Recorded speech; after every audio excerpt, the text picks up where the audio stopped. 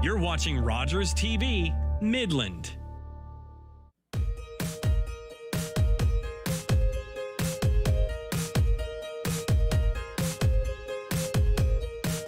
evening, and welcome to our Health Final program. As the start for tonight's program, we're showing you something unique, some footage from the volunteer fair. So I'm just going to keep talking as you watch. This is something unique and special that we've never done before, and we are so pleased that 17 organizations, many of you who are in the audience, were able to come tonight, participated, and we had an overwhelming response when we came up with this idea 10 days ago. So thanks to all of you for responding. So let's look at the video, and at the conclusion, we'll start tonight's program.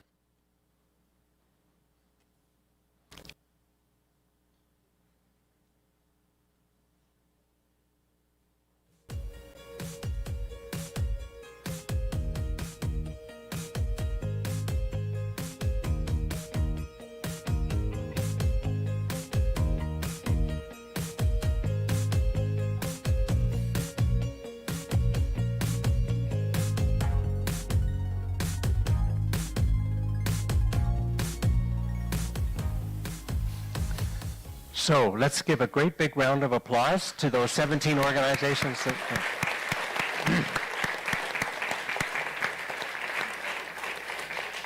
It's a great video, Josh. Thanks. Thanks to you, the audience, for being here at the MCC tonight. And then thanks to our audience who's watching from home, either on live TV or streaming. And then there will be the audience after the show who watches it at a later date in the comfort of their armchair. So the title for tonight's program is Healthy Communities Need Volunteers. My name is Keith Rose, and I am the moderator. This is our 48th and final event in 7 years. You know, when we started this show, we didn't ask ourselves what would we do at the end. We were only busy for 7 years deciding what we could do next. So it's been a great run, and on behalf of all of us, thank you for being here all the time. I am pleased to welcome Gord Hagen, if I can find his microphone here. Gord is the current chair of the Midland Cultural Center Board and has a few words to say. Thanks, Keith. All right, good evening, everyone. So my name is Gordon Hagen. I am honored to be here as the chair of the Board of Directors representing the Midland Cultural Center. So as we gather here today, we acknowledge the culmination of a remarkable journey of our health. So much like the intricate systems in the human body, each playing their role maintaining homeostasis and harmony, this program has been a testament to the power of unity, service, and volunteerism. At the heart of this remarkable initiative is the program's tireless advocate and organizer, Keith Rose. Thanks, Keith.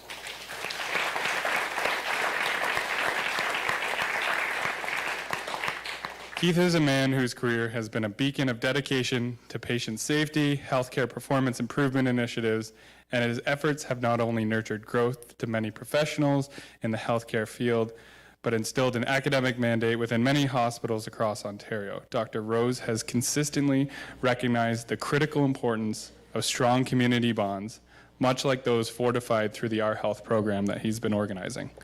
As we bid adieu to the Our Health program, we don't say goodbye to its legacy.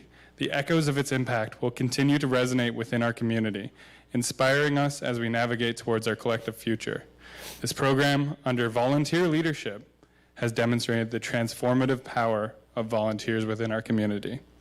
They are the lifeblood of the community, inspiring and driving the success of these initiatives like Our Health. Our Health may have reached its conclusion, but its impact will be as timeless as the volunteers who breathe the life into it. Their selfless service serves as a testament of our shared potential, demonstrating what we can achieve when we unite, collaborate, and care. So today we honor Our Health program, but we also extend our deepest gratitude to every volunteer who contributed to its success over the past 7 years. These individuals are the champions of our community and community programming. Their passion fuels our ambition, and their actions are a vivid demonstration of the power of collective action. Dr. Rose's leadership and the spirit of our health program have become a part of the fabric of this community. And as we move forward, let's keep those flames alive in our hearts, in our actions, and in our community. Their legacy continues to remind us of the change we aspire to see and how it begins with each and every one of us. So thank you. And thanks, Keith. Thanks, Gordon. Thank you very much. Okay.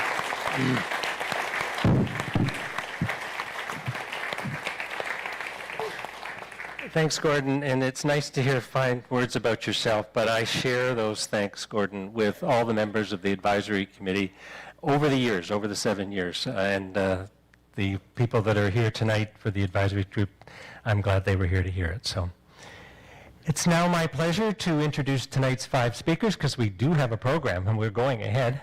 And I said 5 speakers, so just to be different tonight, we have 5, because we couldn't narrow it down. There were so many volunteers out there that wanted to say something. So each of you has something very unique and specific to say.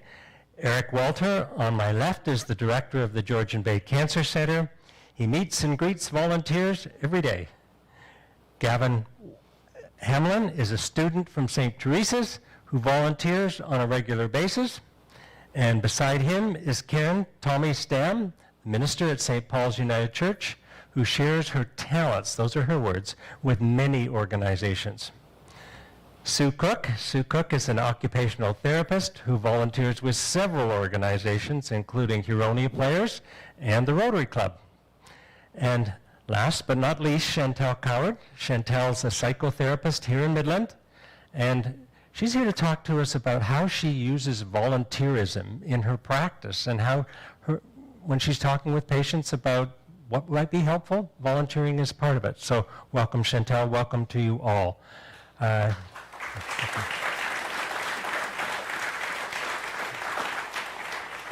Detailed biographies are in the program, which you got online, so take a look at it. If you didn't hear everything I said, there's also a couple of 3 references in there that anybody would find useful, and they're quick reads, so take a look.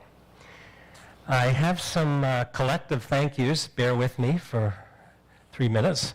The Our Health Advisory Committee, who I mentioned before, and I need to recognize the hours and the days that they have spent over the last 7 years identifying topics, selecting and coordinating speakers, and those are 2 different things, and promoting each event. They have been amazing to have alongside all the time. Special recognition for Sandy Boucher, who's sitting in the back row there, who with the entire Our Health Committee nurtured this program from the beginning to the end. Thank you.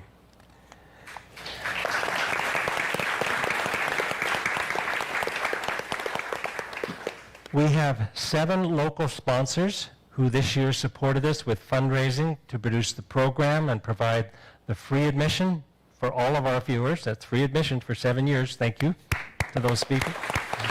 Sponsors.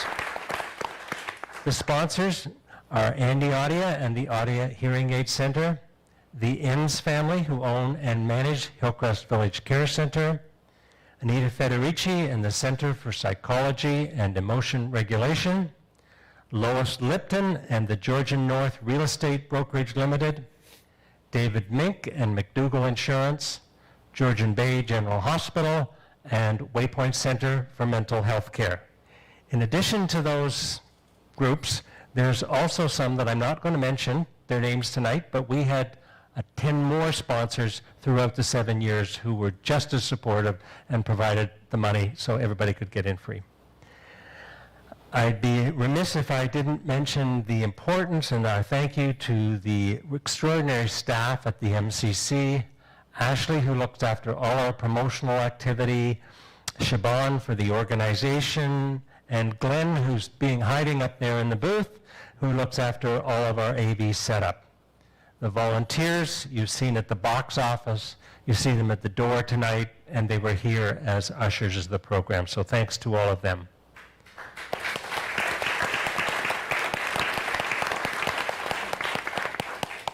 I've already mentioned the 17 organizations that came together in the front lobby tonight, who actually talked amongst themselves about their program, so I hope that exchange was good, and I hope you enjoyed it too. One more, Rogers TV, Josh. Josh, again, is hiding up in the booth because the TV cameras now live in the booth and in the walls. They don't sit here on the stage. So thanks, Josh, for the recording, the broadcasting, all the sounds and all the images. Thanks for your help. So big round of applause for all of those people.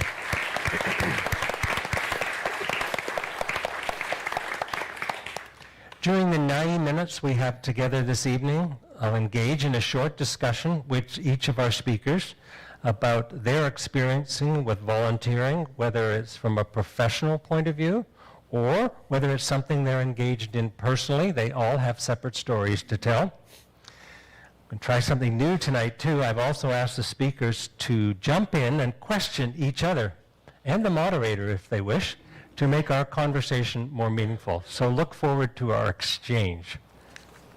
Eric, lead us off. All right. I can do that. As Keith mentioned, I'm at the Georgian Bay Cancer Support Center, and like most charities around, government funding and sustainable funding is a little bit hard to come by, so we rely so heavily on volunteers.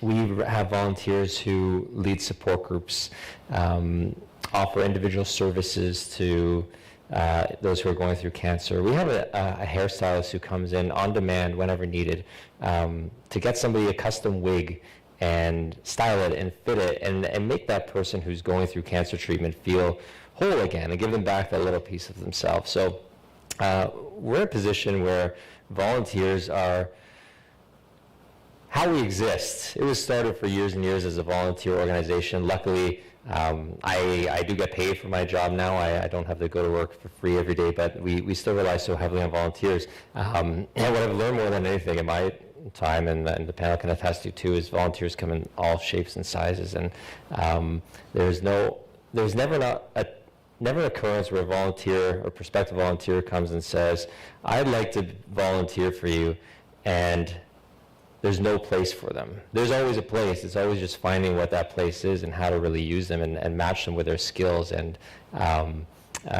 we're lucky because we have a lot of really good people in the community. And I mean, I've been blown away since I've been here. I've been here for about 2 years in the role I am.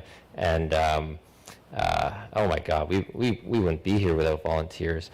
But it really is something that when you work for a small organization, and really any organization really, but nonprofits are maybe more so, is you understand the importance of volunteers and how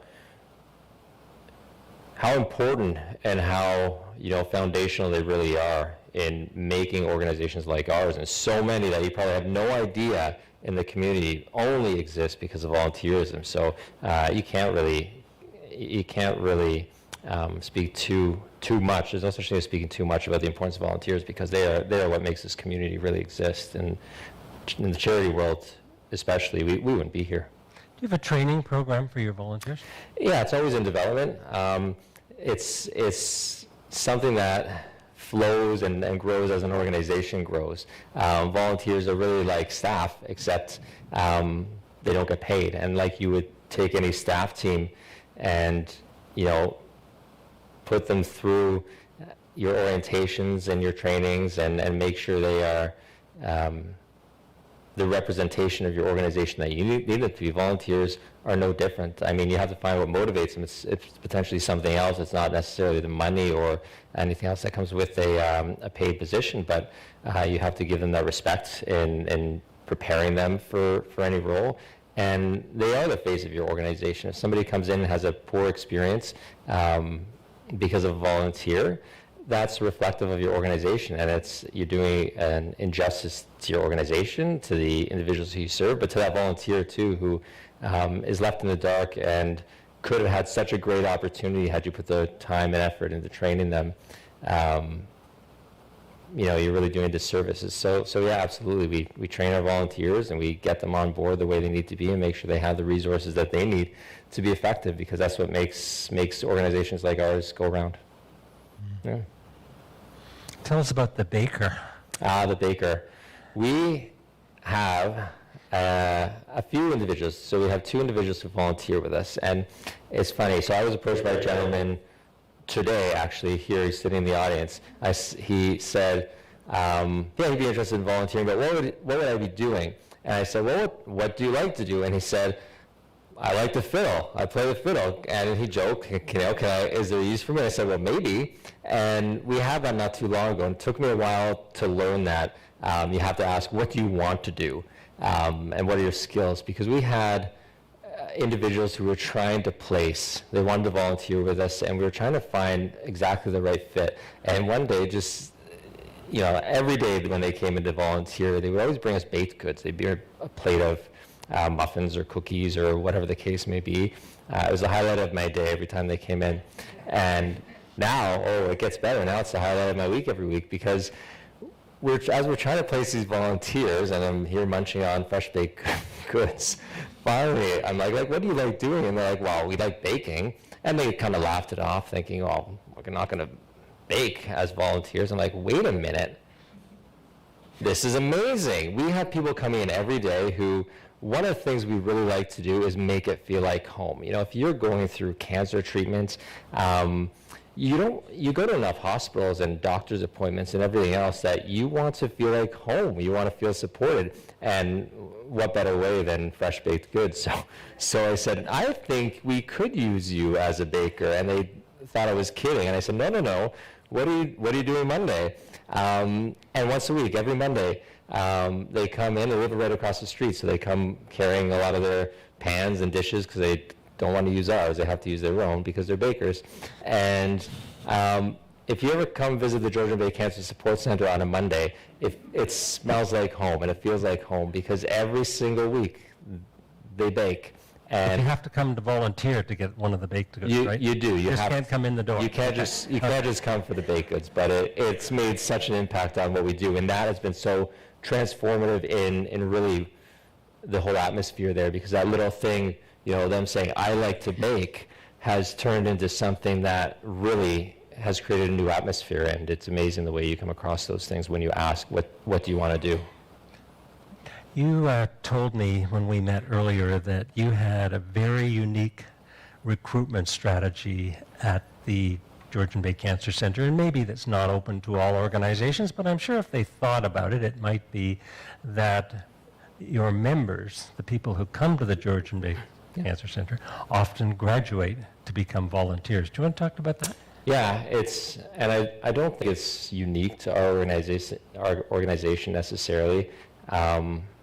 It's people like to give back as volunteers. You find something that really speaks to you, and in environments like ours, we're in an area where people come to us for support. They come to us when they need us, and we want to be there when they need us.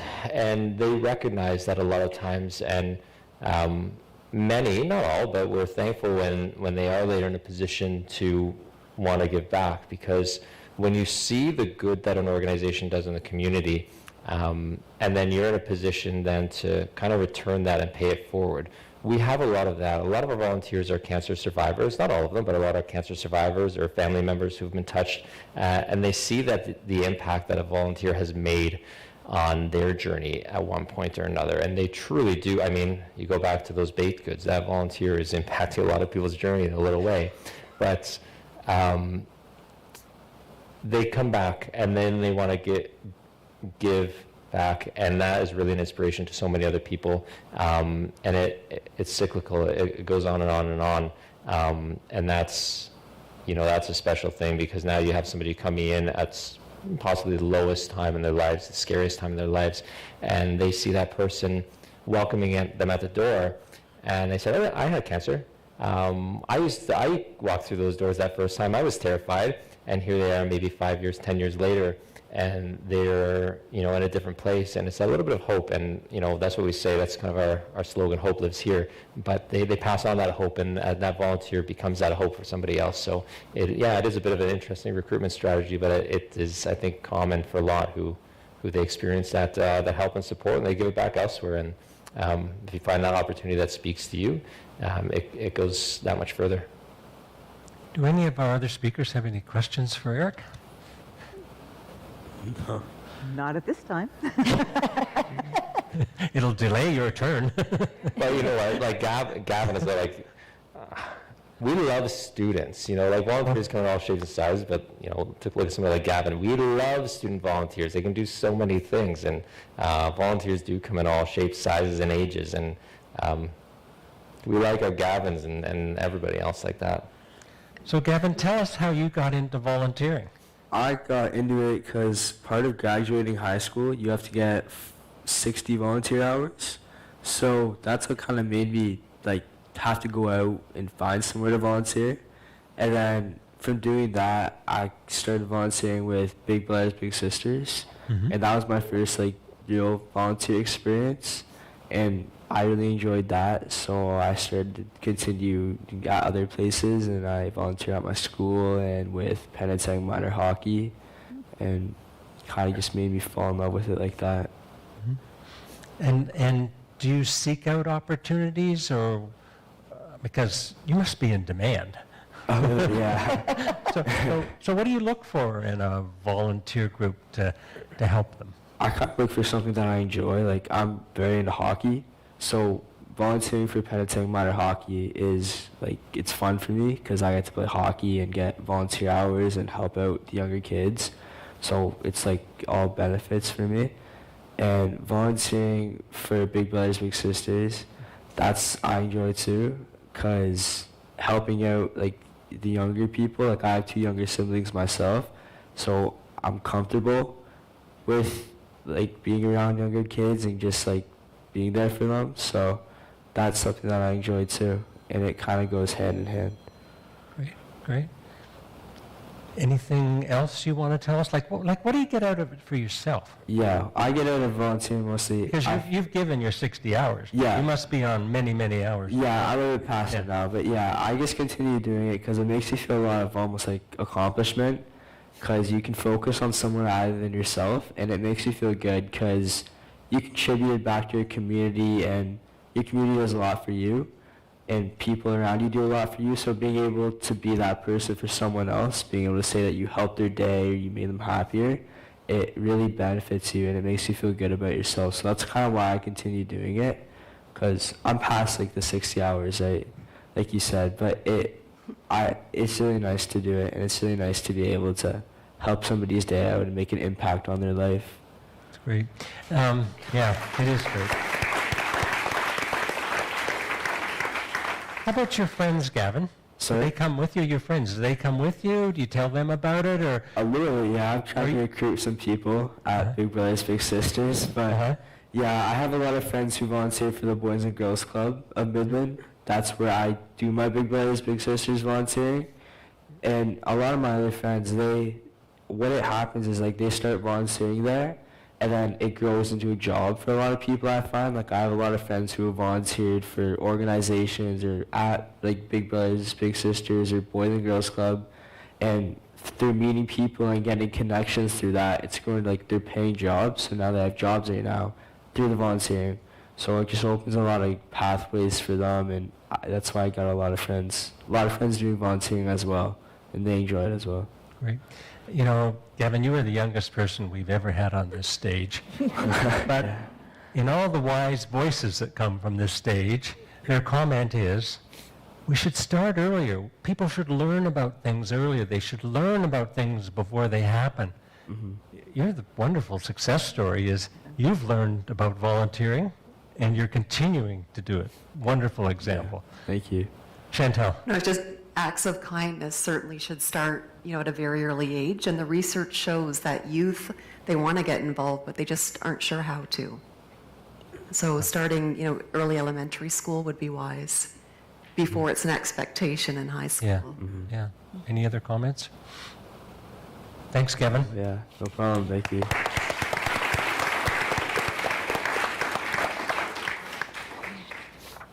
Karen, I've got so many questions here, but I'm going to let you decide what you would like to tell our audience. I sat down with Karen for half an hour and looked at my watch, and it was 60 minutes was gone, and we were still chatting. So I enjoyed the time with you, but the floor is yours at this point, Karen. Okay, so like your organization, Eric, churches are volunteer-based, completely.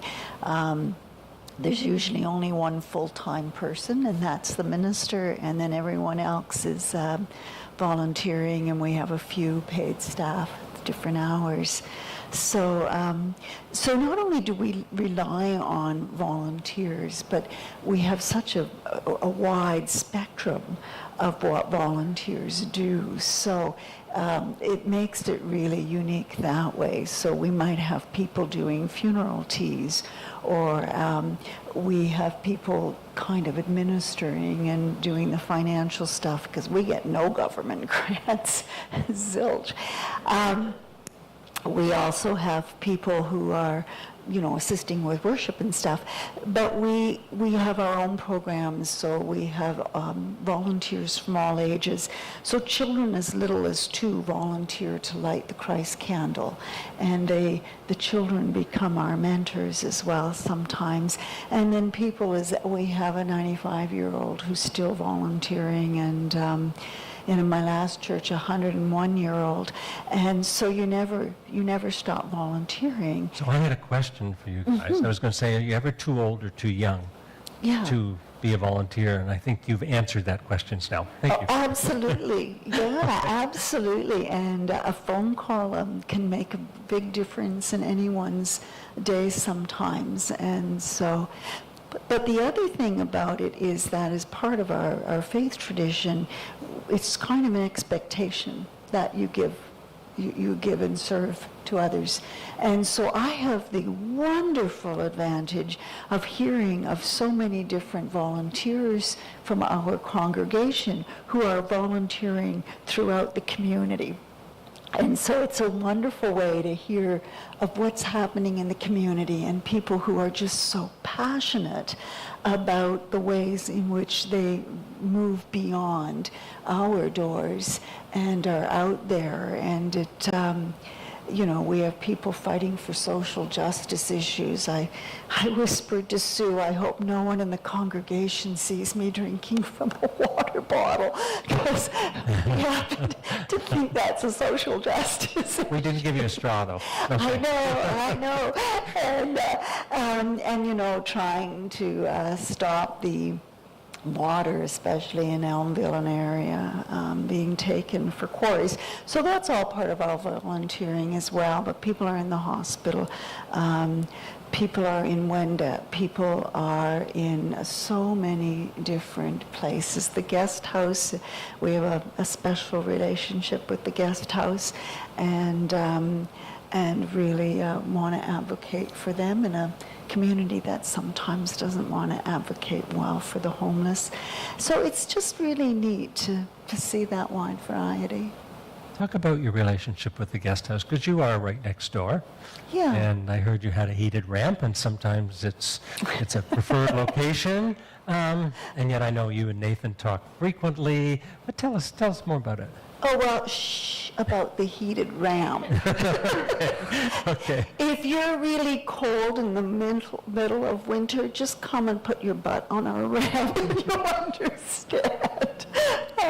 Yeah, so when the guest house had moved into this area, there was a lot, and still are, people who weren't happy. So we feel part of our role, and as many organizations, is that we advocate for one another.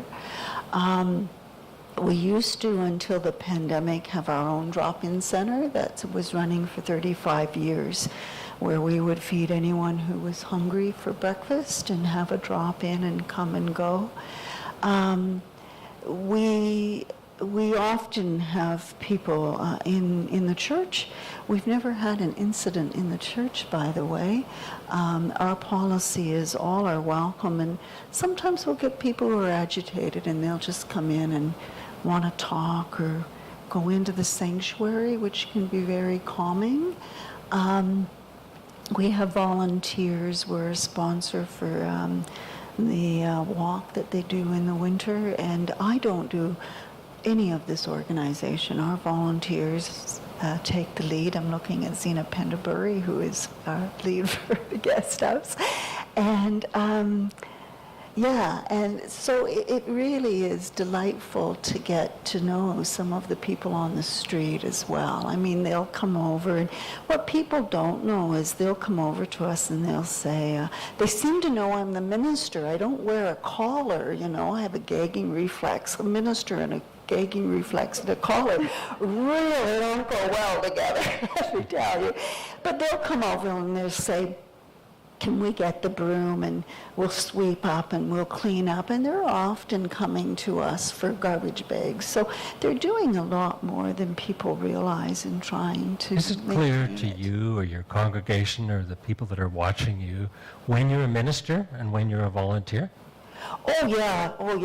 So there's Come on, times tell when us. I'm the minister, I do get paid for what I do, you know. But there's also times when I volunteer myself. So I volunteer for my own organization. The rule in the United Church, can't speak for other churches, is as a minister, if you're expected to be there, it's work. But if you're not expected to be there and you choose to be there, then that's your volunteer time. Okay. Yeah. So the UCW, our women put on a rummage sale. Oh my word, I love rummage sales. Honest to Pete, the best one is this. They are absolutely full. And they don't expect me to be there. So how good does it get to be laying out other people's gifts? And, you know, I also believe in recycling, and I think that people who have used clothing should be going up and saying, oh my goodness, you're wearing my dress, I'm so happy. Well, I don't wear dresses, but my shirt, I'm so happy, you know, because it's being recycled and reused and it's not going in the garbage. Yeah, so that's one of my volunteer things. But I also volunteer at the hospital. I'm an on-call chaplain, and I've been 12 years now with this hospital as an on-call chaplain, and I've been an on-call chaplain with 4 different hospitals now for 39 years. And then, and then I volunteer occasionally here at MCC and step in at some other places. So Somebody told me you did lighting. I theoretically do lighting. Theoretically. I like the catwalk better than the computer, but yeah, that's what Glenn's trying to get me to do, so. But I was interested in why you choose it.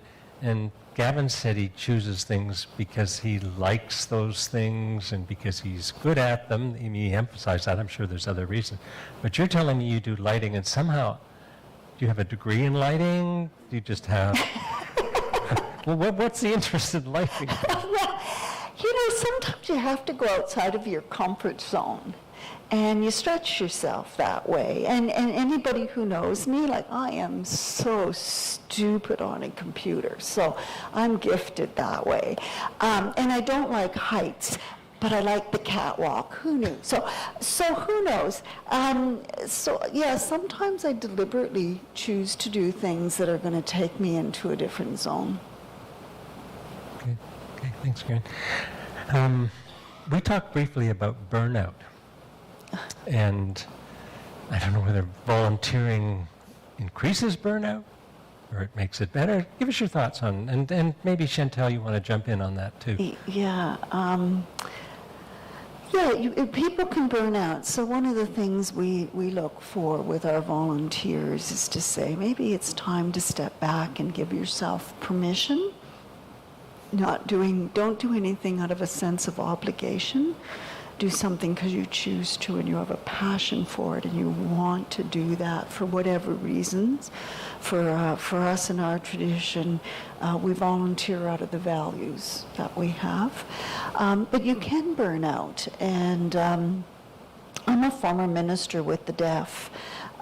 Deaf as in hard of hearing, and culturally deaf in as ASL and and I know a little bit about burnout because I got my toes burned, and that was enough. I had 67 suicide calls in 4 years. And so you reach a point where you know that you just can't take one more call. So I had to step back and went into the hearing world again. So burnout can be a really important thing to recognize, and some people are so wanting to give that they forget that they have to take time for themselves. We have, you may have heard this word called the Trinity if you come from the Christian tradition, but there's the Trinity that I believe in. The unholy Trinity is me, myself, and I, or mine. But the Trinity that I believe in is loving God, loving yourself, and loving others, as Jesus said. So burnout is also about loving yourself. And so important that you balance that. Yeah. Chantel, comments? No, I just think if someone is quite depleted, it's important that they're doing something that's going to help them rebuild resilience. And so when I'm referring clients, to do some volunteer work, we have to be very mindful of, what it is they're actually going to be doing, right? So it has to be something that, is increasing their health, increasing their happiness, improving the quality of their life, rather than further eroding them. Just referring them to an agency which takes them out of their current situation and moves them into something else, is that helpful, or does that depend? Yeah, no, absolutely. Volunteering can be a sound distraction, right, from emotional pain, from physical pain. And distraction at times can be a very healthy coping mechanism. Okay, thanks. Eric, in your organization, do you see burnout from your volunteers, and what do you? Yeah, I think a big part of it is recognizing where somebody's at, and it's important to have those check-ins. And if you just tell somebody, hey, can you sit at this computer and do this task, and expect they're going to come in every time and just do it, you're setting yourselves up and you're setting them for failure. Those check-ins are important, and you have to build a relationship. And I mean, every volunteer is a person. Every person has a story, and we thrive on relationships. I think we like that interaction. Most of us do. Not everybody. You have to recognize that. But you got to be really aware of what's going on. And if you have somebody who's in the wrong spot, you touched on something before. You said about how oftentimes somebody will come in and just look for somebody to talk to, right? If you have a volunteer in a position where they're not properly equipped to deal with that, but you don't know you have them in that position, that's putting them in a pretty vulnerable state or an at-risk spot. Well, you're really setting yourself up in that volunteer for a bit of a tricky situation that you don't want to get into. So you have to be really cognizant of where you're placing people and what the demands are, and what they're really suited to do and equipped to do, because everybody's different.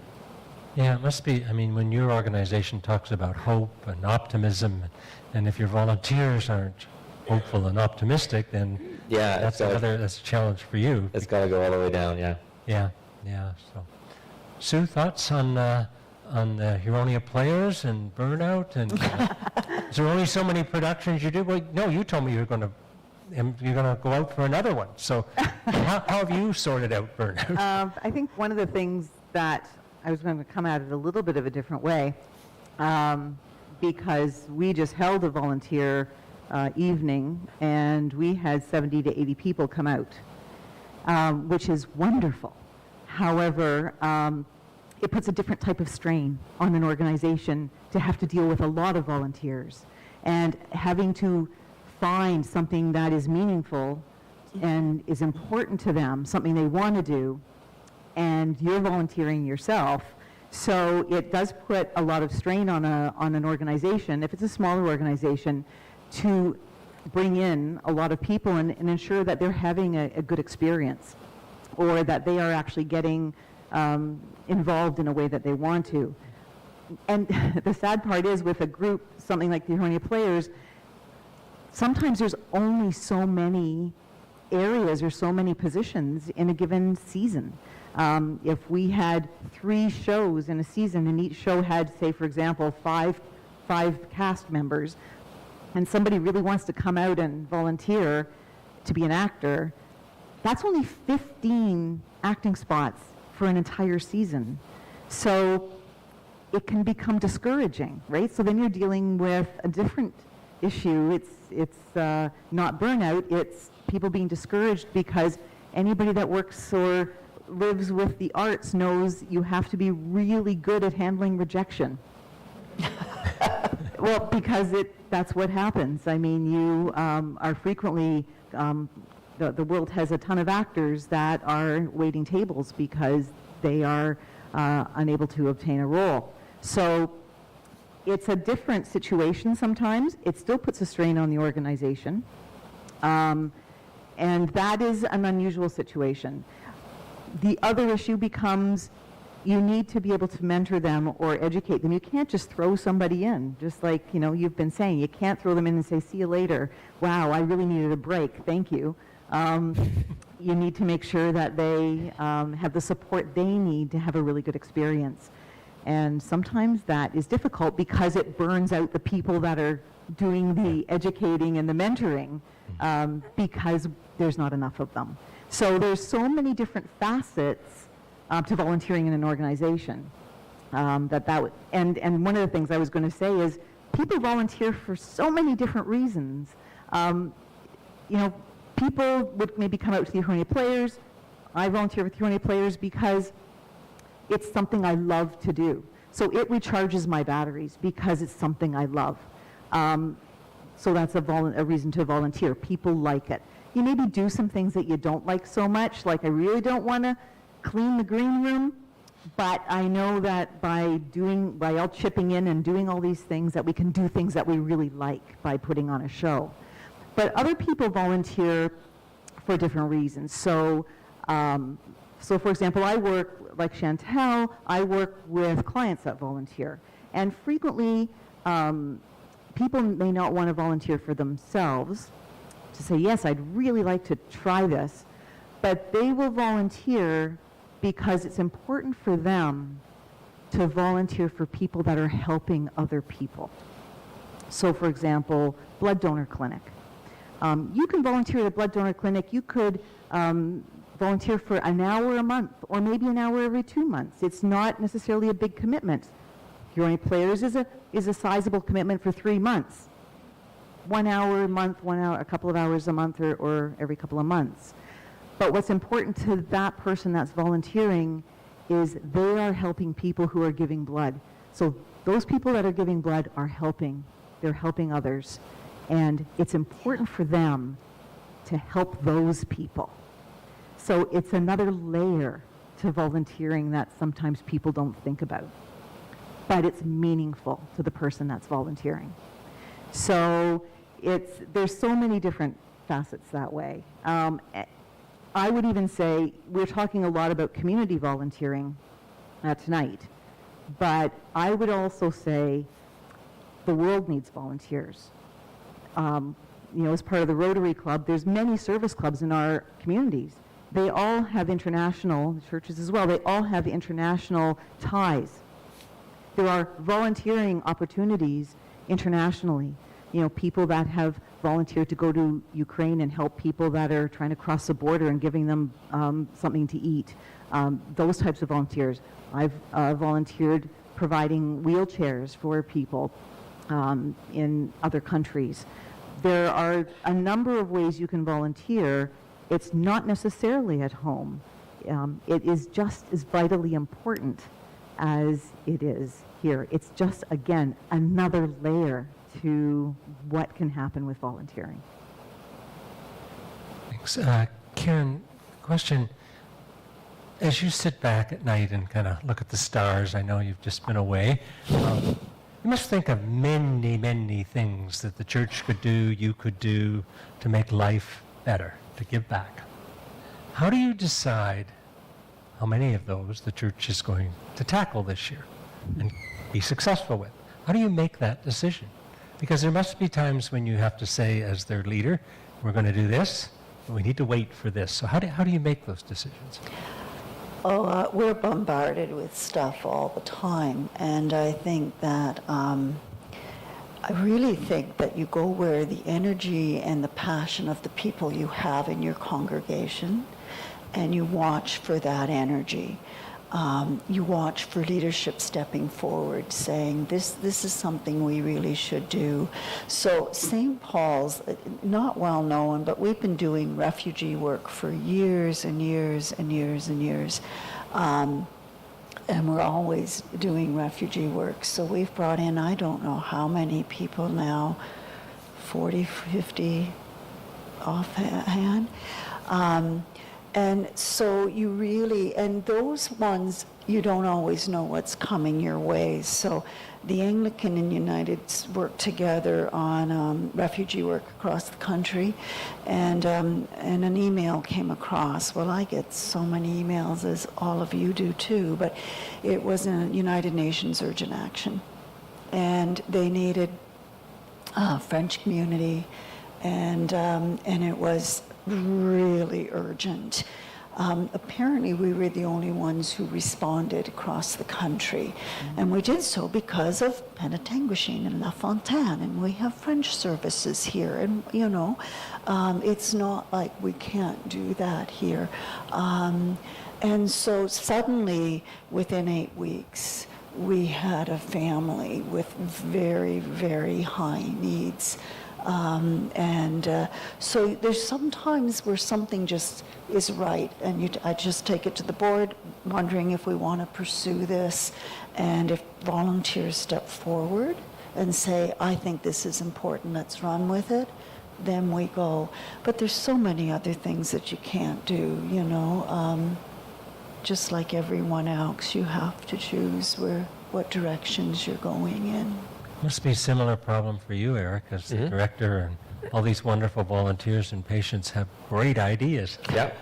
How do you make them happen, or say, not now? Everyone's got ideas, and everyone's story is different. And I was thinking about that as you're talking, and it's a balance, because you mentioned you look at who you have and where the passions are, and that's important.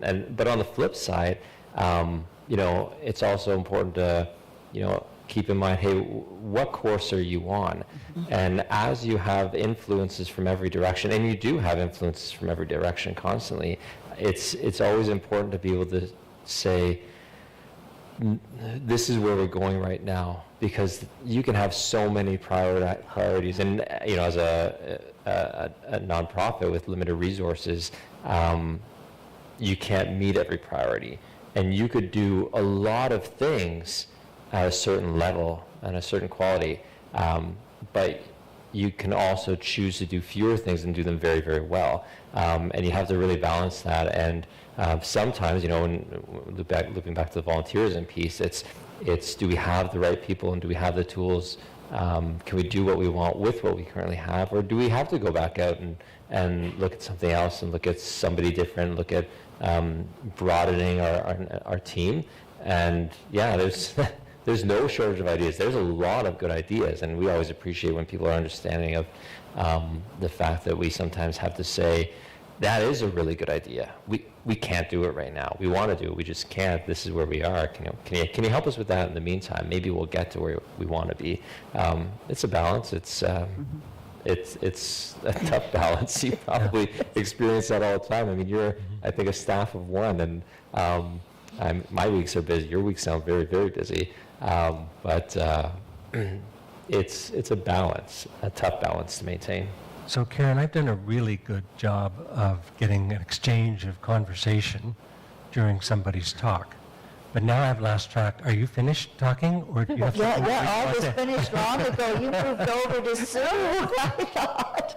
Sue, the floor is yours. No, I was just what I was going to say about, everybody that volunteers. It basically comes down to, I think what you were saying to tie in is people's values. What do people value? And sometimes people don't know. Sometimes it's an experimentation. Sometimes they may try something and not like it.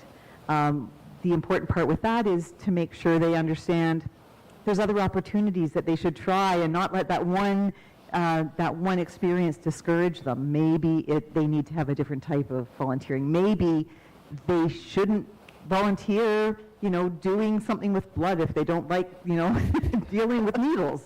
But maybe maybe they'd like to go and work with the cats and dogs at the OSPCA, right? They might just be more comfortable with that. So I think finding what is valuable to people, which sometimes is difficult because some people just don't know. Some people will say, there is no way I am going to volunteer. If I don't get paid, I am not giving any of my time. And that's fine. That is what they feel and they believe. That's not a problem. But for those that do want to volunteer or would like to try something, I think it's important to keep an open mind, to step outside of a comfort zone. My parents would always say sometimes a change is as good as a rest, which I think I took to heart way too much. But which my husband would probably agree with. Is that the characters you play? Sometimes you purposely play a character that you don't want to be like? Playing a character that's completely opposite to you is so much fun. It is just so much fun. But sometimes that can be invigorating because you're learning something new, you're meeting new people, you're doing something that you never anticipated you would ever do. And you maybe get a real charge or an excitement out of that. It might spark something in you that you want to do more. Some people would go, I don't want to ever try that again, but it's important to continue and try something else. Because as many of the organizations that are here tonight out in the lobby and some of us on stage, a lot of these organizations would not be viable without volunteers. Having these organizations in our community makes us a vibrant community. It makes us who we are as a community, and we couldn't do it without volunteers. Great. You talked about going to St. Lucia with wheelchairs? Yes. Tell us about that, sir. There's an organization called the Wheelchair Foundation, and this was founded by a gentleman that was a multi-billionaire, and he believed that every person in the world that needed mobility equipment, that needed a wheelchair, should have one if they wanted one. And so he would work with other organizations and deliver like cargo loads of wheelchairs to other communities. And and being an occupational therapist, I had an interest in mobility. And being a Rotarian, I had an interest in international service and also trying to marry these two things. So I led a team of 40 Rotarians down to St. Lucia to deliver 350 wheelchairs all over the island. So that was right from top to bottom. We were traveled all over this island. And that was rather challenging because in St. Lucia, nobody goes by their birth name. They are given a name at birth, a nickname, and that's how everybody knows them. So you're trying to find people, and you don't know what their actual name is. But we work with a wonderful organization there.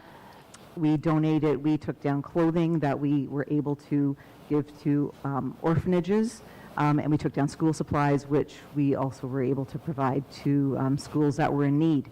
So there was a number of different items we did. The one thing, when we were all over the island, it's a story that happened actually with my husband. We were often given a tour with somebody else. We were taking wheelchairs out to see somebody. And these people would just be in huts somewhere. Some of them, if they could not get out of bed, had never been out of a bed for 10 years. They had been lying in bed because they could not get out, and there was no way for them to travel anywhere. So we were bringing wheelchairs to them, and my husband Tom was walking with this woman in some of the areas were a little sketchy, I got to say. They weren't your tourist areas, and he was walking with a woman when a man in a truck pulled up beside them, and he started talking to her, and it was kind of a fairly quick exchange, and he kind of eyed Tom a little bit up and down, said something to her, and then drove off. So Tom looked at her and said, everything okay? And she says, oh yeah, everything's fine. And he says, well, what did he say? And he said, angels come in many forms. Right? So you don't know the impact that you have as a volunteer because you may never see it or you may never hear about it, but that impact is there. When we delivered a wheelchair to a gentleman, as I said, that had been literally in bed for 10 years, had not been outside of his little corrugated hut. We got him in the wheelchair and we got him out of the hut, and his children were like skipping down the road with him, pushing him down the road. And the wife ran back to the hut, and we didn't know what was going on. She was telling us to wait. And she ran inside. Now, these are people that have very little, very, very little. She ran back inside and she came out with a mango. I said, here, please, thank you so much. Right? So you don't know. And I mean, that's an, kind of in St. Lucia, it's extreme poverty, but these things happen here too. These impacts happen here. But sometimes you have to go and find it, and sometimes you may never know what they are. And I think that's a really important thing to know. You just need to do it because you believe it is important and the right thing to do. But I'm also hearing from you that when you see something that's so positive like you've seen, or hear a thank you, even if it's a backhanded thank you somehow, how important that is. So as a volunteer organization, how do you say thank you to your volunteers? Yeah, it's really difficult. And every organization that's here and that is on the stage would have a different way to do that. Because, as I said, in terms of the values of why people volunteer, so something for the Huronia players, our thank you is often our audience applauding. That is the charge that we get, even if you're backstage, it's like, wow, that's great. There's still an element of being satisfied and excited by that response. So that comes from a different way. Something like the Rotary Club, or if you are volunteering just on a one-off. Maybe you're doing something to help community living Huronia. That is just a day, because that's all you have is that one day to help them out. There might be something that they have to figure out how that's going to occur. It depends on, I think, how much you don't want them to burn out. So you have to make sure that they, volunteers feel appreciated. You can never take volunteering for granted or your volunteers for granted, ever. Mm-hmm. You will not have volunteers long if that happens, right? Gavin, let's hear it from the other side. What kind of feedback do you like to hear? If nobody says anything, I must be doing a good job. Yeah. How do you? Yeah, it's really nice. When you I work with big brothers, big sisters, right? So younger kids who need my assistance in any way. And when their parents, or with the one specific person I've worked with, when his parents came up and told me how much of an impact I had, just helping him make friends more and how he's gone out of his comfort zone, that's what made me want to keep volunteering, because I didn't look at it as being that much at first. I thought I was just getting my hours over with and doing that, right? But they told me about how I actually was really helping him and how it made such a big impact, and it motivated me and gave me a reason to volunteer. So I think finding the reason to volunteer and the drive to do it, that's where the feedback comes from. So it's really important, and if more kids my age got that, then that would open more doors for them to volunteer and get more volunteering throughout my school and stuff. Yeah. So I think kids my age need to know that their impact they're making is really direct, and they need to be able to hear that. So Eric, I've met you several times, and I know that thank you is probably at the top of your day, but you have a lot of other things to do. Yeah. How do you make it a priority? it's a struggle sometimes, and to be honest, like it's something you can always do better, and I feel that that's something we could always do better at, and that's there's so many people that are involved in really everything we do, from our volunteers to our donors to everybody, and everybody lends themselves in a different way, and really everybody's different. There's certain volunteers where, so you were saying for some the thank you is the audience, right? We have volunteers who I thank them, I'll give them a card, I'll have those conversations with them, and all they always say to me is like, this is doing so much for me being here. And that's, we have a cancer survivor leading a support group, and she sees and feels that impact she has on other people who are exactly where she was 15 years ago. And I can give her all the thanks, I could do anything in the world for her, and she would, no matter what, it's, there's nothing you could do that's more impactful to me than what I see in that room. But on the flip side, there's others who, they're motivated a little bit differently, or they don't get that same level of interaction or gratitude naturally through the position. If for example, as a volunteer, you might be sitting at our front desk, you're greeting people, saying hello, answering their phones. It might be a slow day, and you might talk to 2 or 3 people. It's not always that motivating. What I try and tell the volunteers who are in that position sometimes is, I know it's not always the most thrilling thing, and sometimes there's other things you could be doing, and if you want to read a book or just bring some knitting, that's okay, but you need to know that for me, those 3 people that walked through the door and had a 10-minute conversation with you, or those 2 phone calls you took, that let me stay in my conversation with somebody who were trying to get in here for an appointment, or that let me continue on what I was doing, planning this fundraising event or whatever the case may be. So really just connecting with the volunteers and really letting them know the impact. In most cases, letting them know of the impact they make and showing them is usually, if you've got a volunteer who's there for the right reasons, that's the thanks they like to hear, is you from that family member who you've really impacted their child's experience, from that cast member who gets that standing ovation. Like, if they're in it for the right reasons and you found that right fit for them, because that's on you as well as a volunteer coordinator, and that's what I would say to prospective volunteers, is look for that opportunity that is fulfilling for you, because that you're gonna feel fulfilled, you're gonna get that thanks and gratitude, and you're going to feel it, and it's more than I can ever do a lot of times. Is there psychology behind this, Chantel, about absolutely there being is. thanked? Because you think, I'm humble, I do things just because I like to do the good for the good and for everybody else.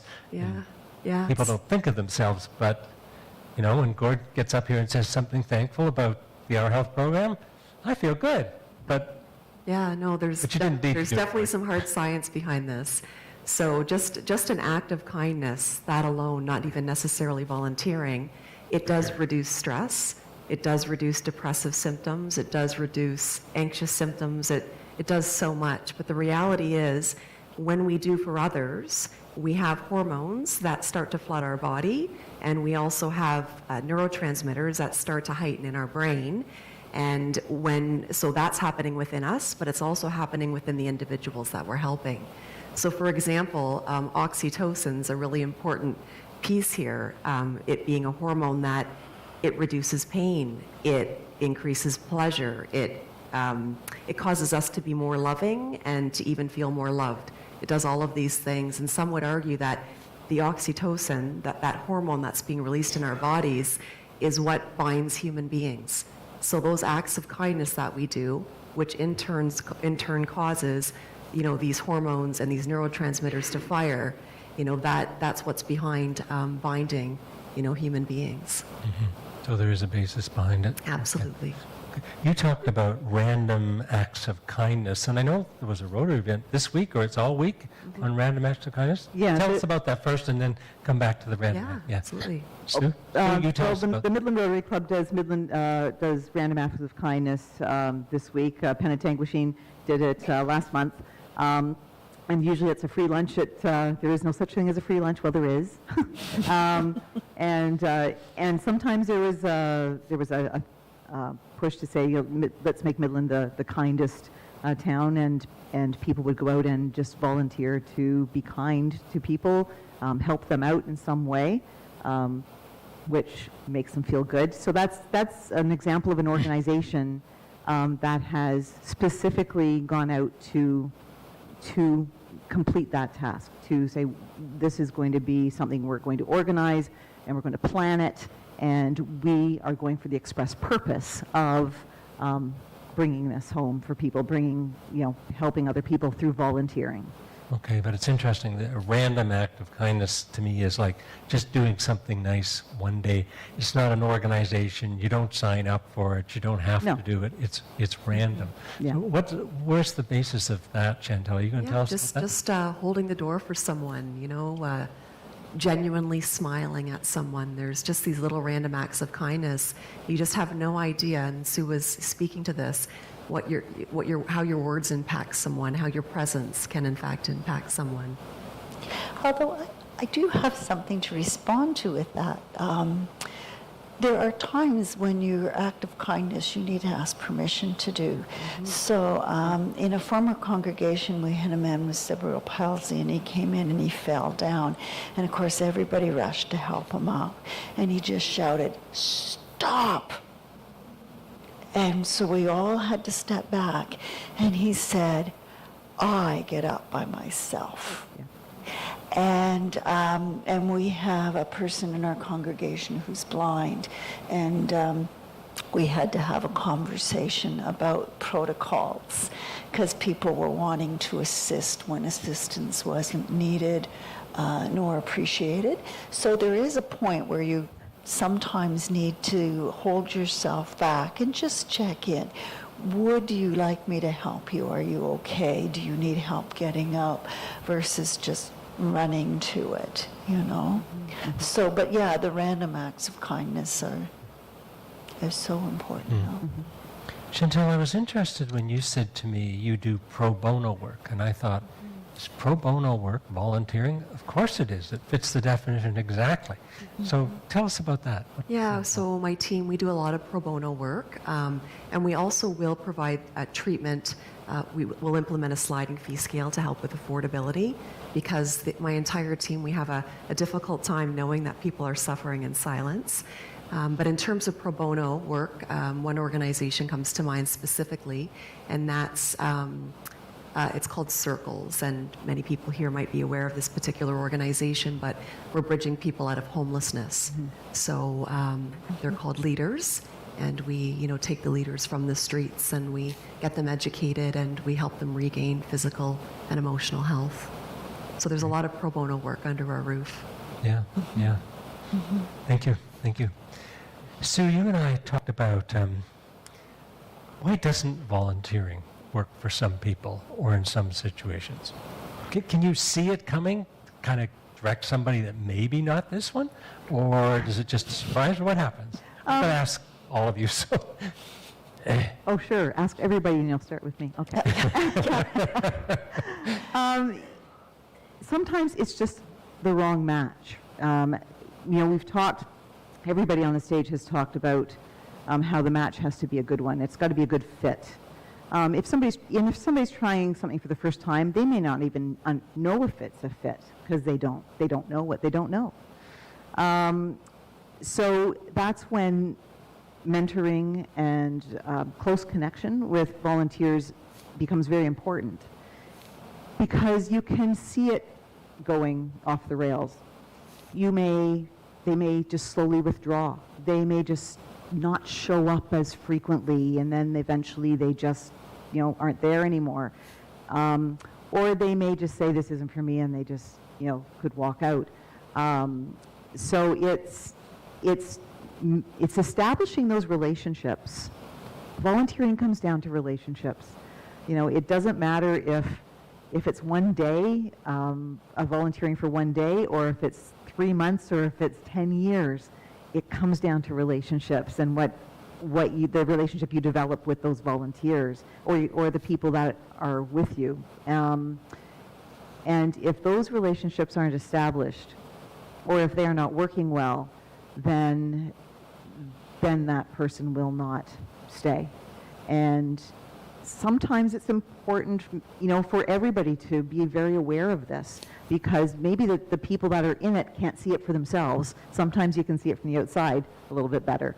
But I think having those, really getting to know your volunteers, which has been said, is important. I also just wanted to mention about the thank yous. In every volunteer organization, and certainly that I've been part of, there's always been some people that end up getting more accolades than others. And they're frequently, so on stage it would be the actors where the backstage people are behind the scenes. And that happens in every single organization. If it's a service organization, it might be the attentions on the president or whatever's happening on that special project for that particular year. And all the people that are working behind maybe don't get the same amount of attention or the same amount of thank yous or feel goods, that person gets or that small group might get. And I think it's really vitally important that the people that aren't getting that are thanked every time, they are, you see them, or for everything that they're doing. I don't think that they can be recognized enough, because they need that as well, and it just might be by virtue of their position, they're not getting it. And I think we need to be aware of that. Yeah, I'm just going to come back a minute to the discussion about when volunteering doesn't work.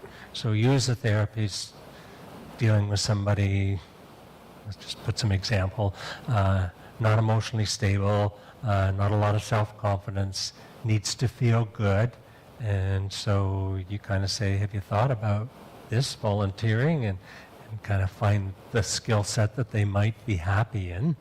So how do you try and make it work? But there must be times when it doesn't, and what do you do? Yeah, I'm kind of on the flip side where I'm trying to encourage my clients to basically action precedes motivation, right? So, you need to get out there. You can't wait to be inspired to act. Like, you need to get out there.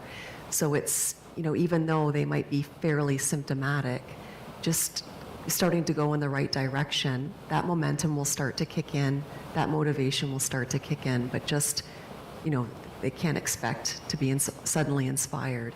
So it's hard. It's hard when, and again, they have to feel like they're achieving and they're accomplishing, right? It can't just be something, if they do something that's too intimidating or overwhelming, it just feeds into those feelings of inadequacy. So it's, I'm working, there's often a lot of, trying to get a lot of buy-in. Mm-hmm. Eric or Karen, or any comments on feedback? When it doesn't work, what do you do? For me, there's a number of things you can do. Like, sometimes it is as simple as it's not the right fit. And, for our organization, obviously, people think, right, they want to help people who are going through cancer, and that's an important thing, but there's a lot of ways to do that. We might have somebody who is, not that great at dealing with people. Not everybody is. They might not enjoy it, for whatever reason, or the time commitment or other things get in the way. But, you always look for other opportunities. Like, we've got our big cycling event every year. It's the Georgian-based Cycle for Hope. It happens in August. It's a huge fundraiser. That event couldn't happen without a lot of those volunteers who are willing to just come out for one day, sometimes not even interact with somebody. It's just setting up tents or standing on a street corner directing traffic or putting signs on the road. Sometimes it's finding something that's more suitable to them, or sometimes it is at times realizing that, maybe they've just got too many other things going on, that they're not at a place right now where they can or should be volunteering, and that's okay. That's not everybody can. If I were to ask Gavin right now, as he's finished up his exams and volunteering at Big Brothers and Big Sisters and coming here tonight, hey, Gavin, can you come do something for me, and working too, it would be perfectly acceptable for Gavin to say, no, I got a lot going on, I can't do it. And I would probably say, okay, that's fair. Actually, I did say that because I asked him to volunteer for an event this weekend. And he's going, that's how I know. I told you about his exams. You're not always in a time and place where you can or should be volunteering, and that's okay. You just got to determine whose end is that on? Is it me as a volunteer coordinator? Is it you as a person right now? Is it a mix of both? And it's okay if sometimes breakups happen, and not meant to be. So. I think sometimes honest conversations can take you a long way. Like, I'm sensing this isn't working out very well for you. Am I misreading that? Or there's ways you can get into a conversation and discover that, that something is happening. So I think if your whole organization is also in tune to that, not just a couple of people, it makes a big difference because they can pick up on things as well and just have a heart-to-heart with some diplomacy, of course, and some grace. But I also think your culture of your organization makes a big difference too, right? So if you come out of a place of gratitude and you're truly grateful for your volunteers, it shouldn't be up to 1 or 2 or 3 or 4 people to always be saying thank you. You nurture a community that is reaching out to one another and acknowledging as well. So, Absolutely. but those difficult moments, oh yeah, they're always difficult. There's no easy way to trip your way out of that one, but you do so with as much grace as you can. With one of you, and I'm not sure which one it was, we talked about the commitment to volunteering. So this is on behalf of the volunteers themselves. And, it's not just, well, when I'm ready and when I feel good, I'll come. But how do you manage that? Like, you depend on these people to come and help you. And you have some expectations, but they're not your paid employee. You don't fill out a time card. So how do you run the commitment side of this? Sue, I think it was you and I were chatting about. Yeah.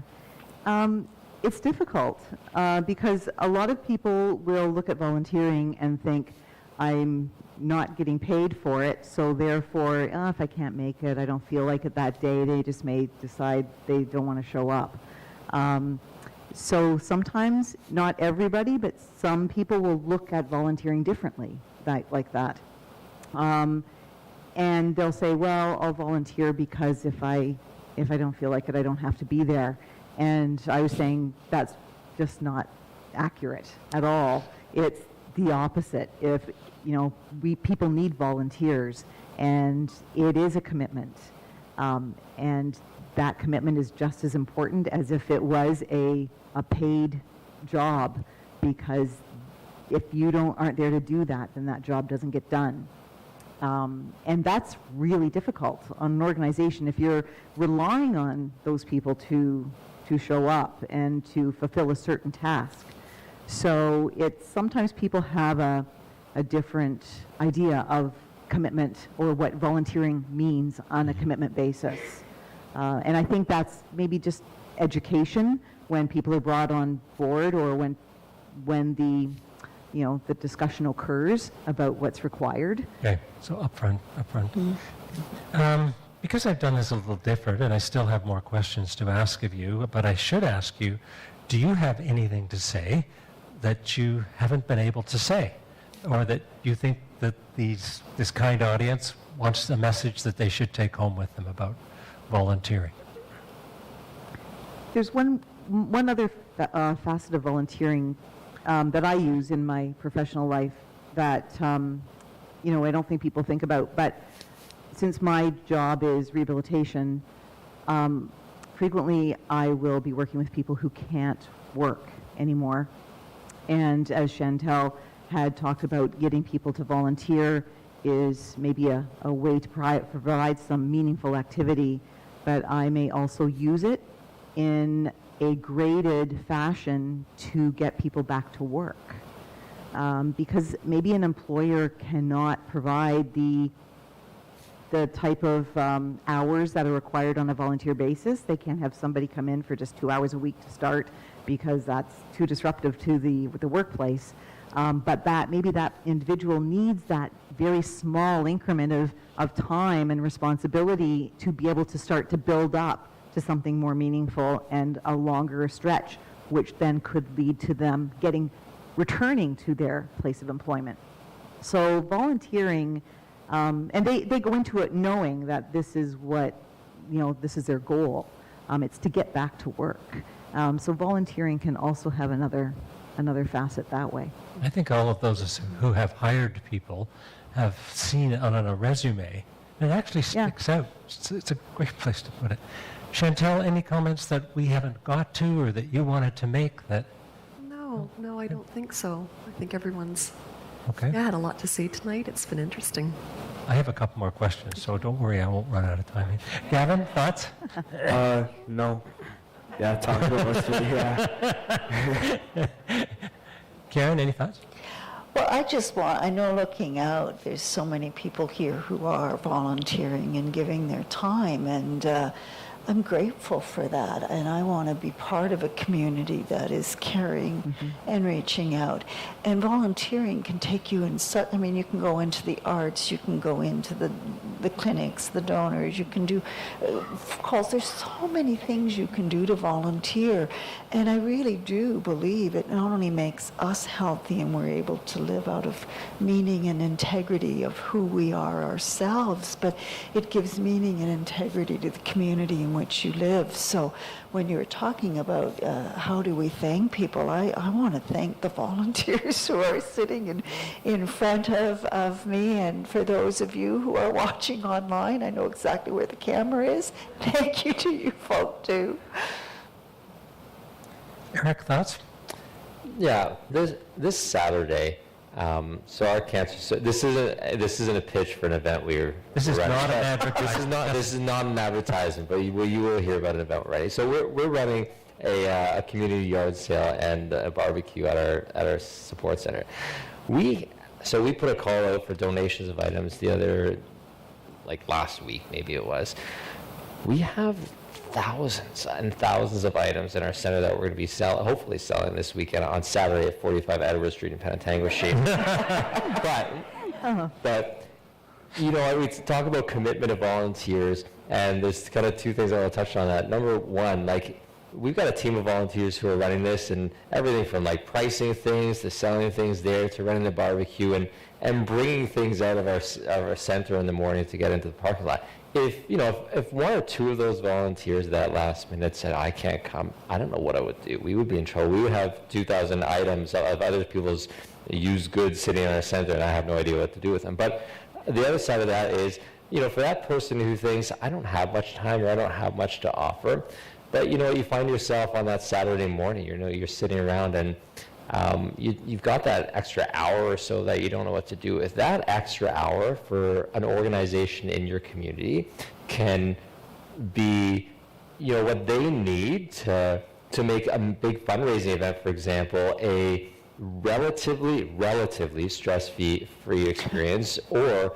the most stressful 48-hour period of their entire month kind of thing. So you really do have that ability to, no matter what your level of commitment or other things are, you have something to offer, and if you can find a place to put it and somebody who's willing to take it, you do not know how much good you're doing for that organization, because we really, really do value our volunteers. And like I said, we don't exist without volunteers, and that's just not us. That's, we have some examples here, and those 17 tables that you saw coming in, we don't exist without volunteers, and that's that 1 hour a year volunteer or the 6 hour a week volunteer. They make a difference. So Karen, I'm going to give you the most difficult task here to answer the next question in a very short period of time, but I can't ignore this. So we've been 3+ years out of a pandemic, and I think all of us would recognize that this has been a very challenging time for organizations. Do you think we'll get over it? I think we'll get over it. We'll get through it might be the better phrase. But things will never be quite what they were. And I think we can gripe about that, or we can re-envision our way into the future, right? And people don't like change except for the odd personality like moi. But if you're not going to be open to change, I think your challenges are just going to grow. We're even getting our volunteers back has not always been easy. Through the pandemic, people are nervous, and we can't do everything that we used to do, and that's okay.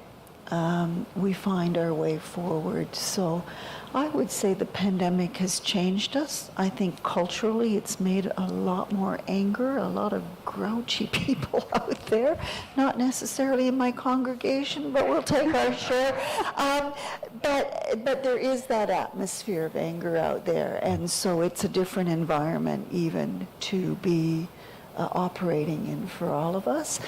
But I think we'll get through it, and I think we'll make it with new vision and new clarity. I trust in that, not just in my faith in that, but in the people who make the communities what they make it. Thanks, Karen, for those closing comments, because I do need to wrap it up now. I sincerely hope that our audience has heard the passion and the inspiration that is part of volunteering.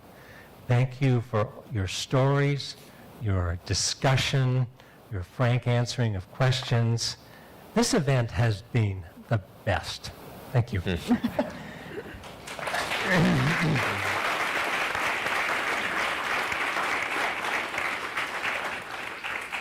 To all of our speakers who met as a group before this, who had some conversations with Sandy about whether they would be part of this, who then met with me and then answered my crazy texts and messages today to make sure you were coming. This all takes a lot of time, and then that's not the time you're thinking about what is he going to ask, what am I going to talk about? Like, that requires a lot.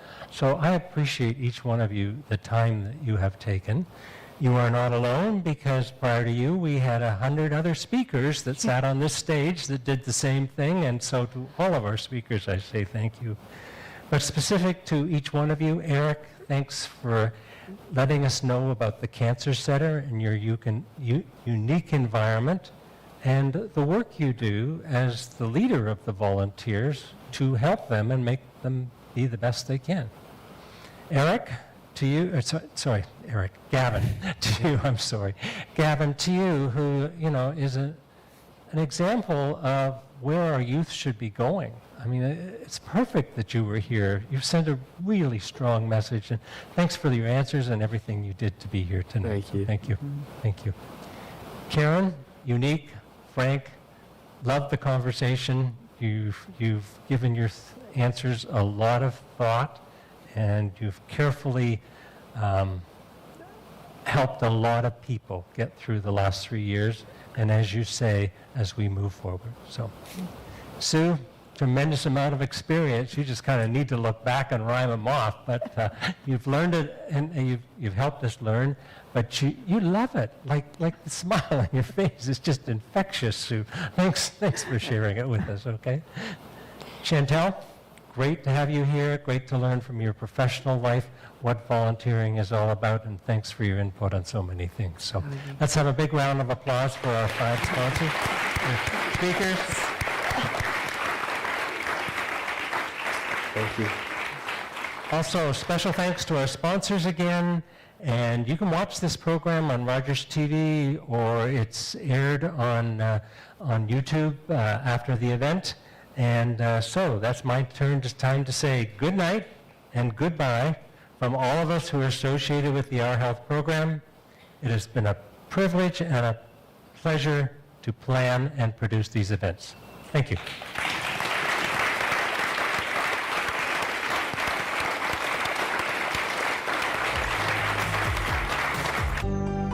Call the Rogers TV viewer response line, email us, or connect with us on social media.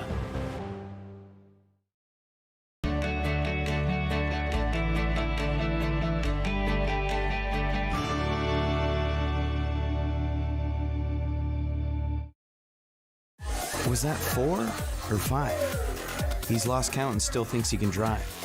Do you think he knows that when he is caught and charged with impaired driving, he'll lose his license and a lot more?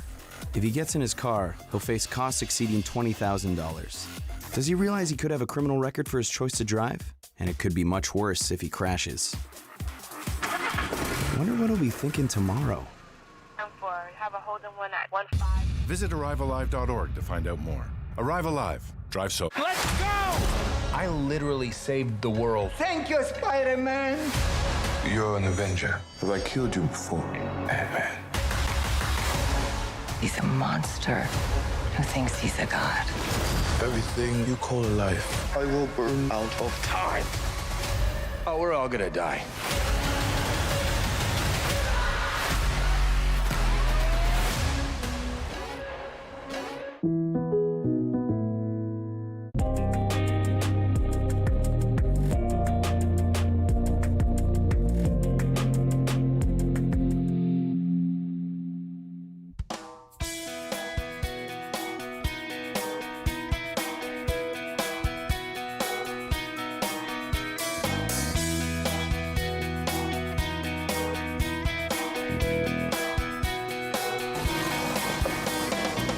Hi folks, we're up in Gloucester Pool